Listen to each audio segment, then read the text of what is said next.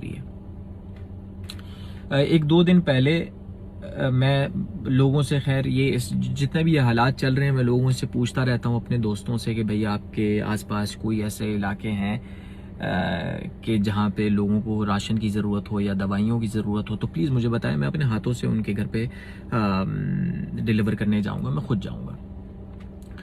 तो मेरे एक दोस्त ने मुझसे कहा कि एक इलाका है जहाँ पर एक बूढ़ी सी खातून है, उनकी 3-4 बेटियां हैं या पोतियां हैं, उनको नहीं पता, तो वो बहुत ज़्यादा गरीब है और उन्होंने अपनी आंखों से देखा है कि वो पानी के साथ रोटी खाते हैं, और अगर उनकी थोड़ी सी हेल्प हो सके। तो मैंने सोचा कि बिल्कुल उनके पास जाया जा सकता है। तो मैंने एक छोटा सा गिफ्ट तैयार किया और उसमें ज़रूरत की कुछ अशिया मैंने रखी और मैं निकल पड़ा वहाँ यहाँ के लिए, और मैं यहाँ आ गया। एक बहुत ही पसमानदा इलाका है और बहुत ही छोटी छोटी गलियाँ हैं, तो गलियों से होते हुए मैं उनके घर पहुँच गया। अलबत्ता उस एड्रेस पे मैंने दरवाज़ा खटकाया तो अंदर से वो खातून निकली, बहुत ज़ईफ़ सी थी, बहुत मासूम सी। तो उन्होंने बहुत मुस्कुराते हुए मेरे सलाम का जवाब दिया, मुझे दुआएं दी। तो मैंने उनसे कहा कि आंटी, मैं आपके लिए कुछ गिफ्ट लेकर आया हूँ। तो उन्होंने बहुत ही मुस्कुरा के कहा कि राशन लेकर आए हो। मैंने कहा जी, आपके लिए कुछ है जिसमें आपका कुछ थोड़े दिनों के लिए गुजारा हो सके। तो उन्होंने पीछे मुड़ के अपनी पोती को आवाज़ दी, मैं नाम भूल गया हूँ, क्या था।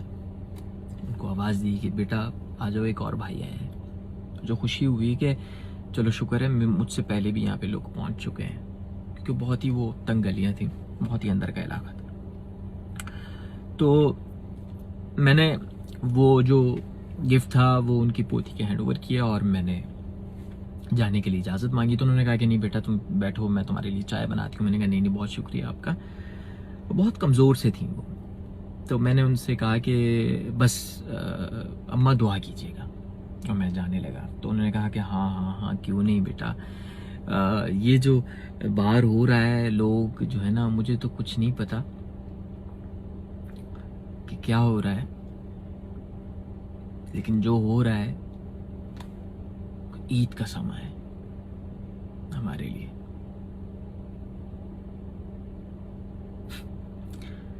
और उन्होंने ऐसे दुपट्टा अपना उठाया, कहा कि या अल्लाह, रमज़ान तो नहीं है ये, कोई ईद है कोई, तो इस ईद के सदके इस बच्चे की मुराद पूरी कर दे, और अल्लाह ताला हमारे लिए ऐसे दिन तू बार बार लाता रहे।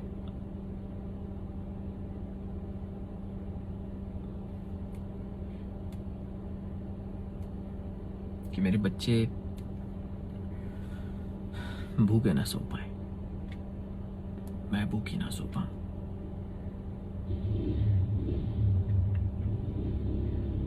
मैं उन अम्मा की इस दुआ पे ना तो आमीन कर पाया और ना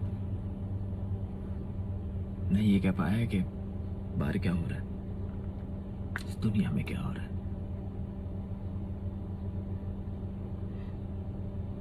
उनकी ईद खराब हो जाती।